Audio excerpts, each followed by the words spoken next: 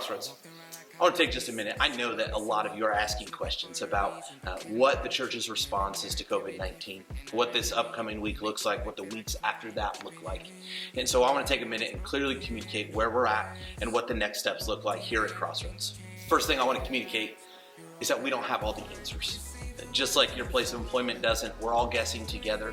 But as we met as a leadership and have talked through and wrestled with what the next steps look like, we have developed what we believe to be a Jesus-focused response. That being said, over the next couple of weeks, we are not going to meet in person together here at Crossroads. For the next 2 Sundays, we're going to meet digitally. And I know that some of us, that's going to be difficult, and some of us, for all of us, that's going to be new.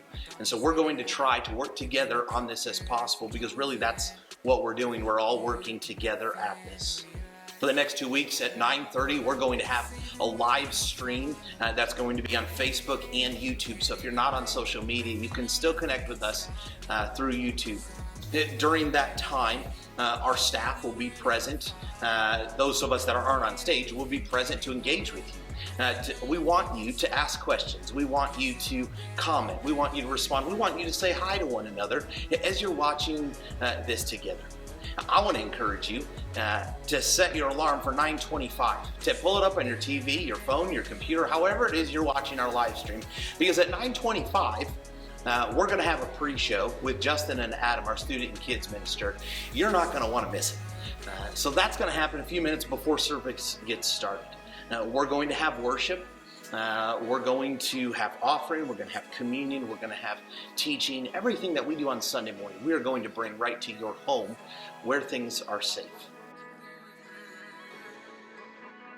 What does communion look like when we're at home?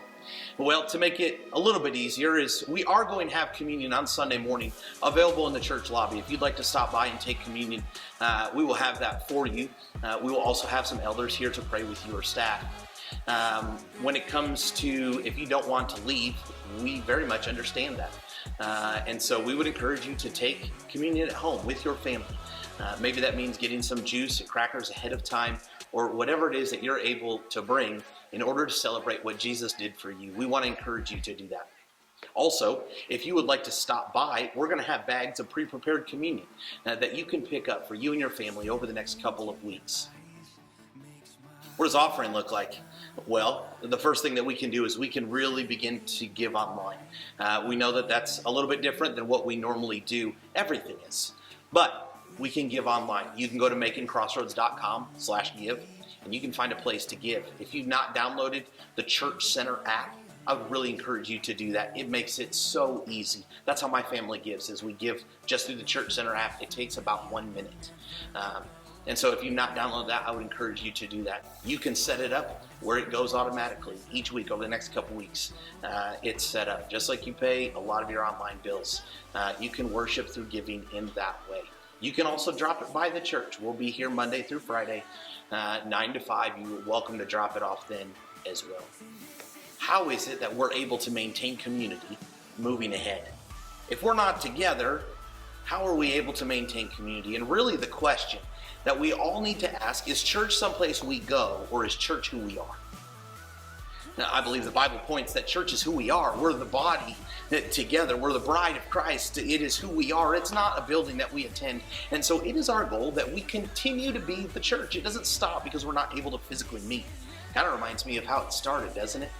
And so the way that we're going to maintain community when we're not able to physically be together is we're going to utilize social media the very best that we can. In the next day or so, we want you to be on the watch for a Facebook Crossroads group. This is different than our page. The page is kind of the front porch. This Facebook group, it's more of us sitting together in the living room.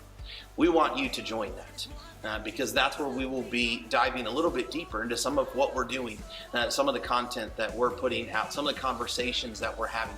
It will give you a little bit different space to talk about what's going on in your family, the way that Jesus is connecting with you. So we really want to encourage everybody to connect. If you call Crossroads home, into the Crossroads group page.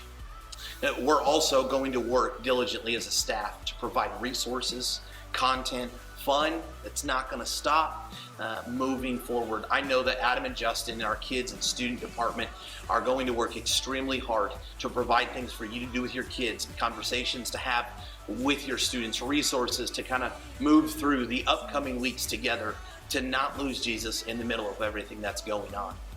Hey, if you have a kid at home and you've not joined our Crossroads Kids page, we want to invite you to do that, because every Sunday, Adam's going to be posting the lessons, the videos, everything that normally your kids would get downstairs. Now they get to watch it right in your living room. A couple other things that we want to let you know about is if you are not on our email list, we want to invite you to visit our website, makingcrossroads.com, and on our homepage, there's a place to join our email list. We are going to put every bit of communication we have out through email. So if you're not on social media, but you do have an email address, you're going to find out what's going on. With us not having services over the next couple of weeks, we have suspended all building use. And we know that that's a lot. We've suspended all building use to outside groups and even inside groups for the foreseeable future. We will communicate when that opens back up. Our building is a resource for our community, and we really want it to be that. But right now, the best resource we can be for our community is by actually closing our building in order to maintain cleanliness and a safe environment. What this means we've also canceled our game feed that we have every year. And we know a lot of you look forward to that. I look forward to that. But this year it's not possible with everything we've got going on. But our local food pantry greatly depends on the food donation that we bring after the game feed. Normally it's one canned good, everybody comes through the door. That's hundreds of pounds of canned goods that normally we're able to bless our food pantry with. Right now, that's still very much, and maybe if not more, of a need. And so over the next couple of weeks, through the end of the month, we want to encourage you to drop off canned goods here at the church. And we will get those to the food pantry in order to bless them, so it might not be as big of a dent with our event not happening. Our marriage fight night that we were having, it is not happening. It is postponed to a later date.